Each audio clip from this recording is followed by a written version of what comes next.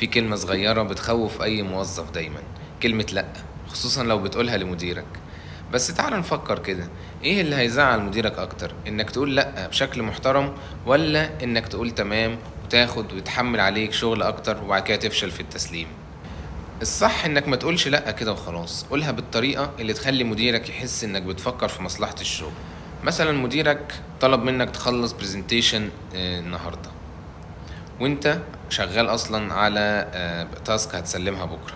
انت هترد بمنتهى البساطه تقول له ممكن اعمل كده، بس ده هيأثر على التقرير اللي احنا مستنيينه بكره، تحب اركز على انهي اهم؟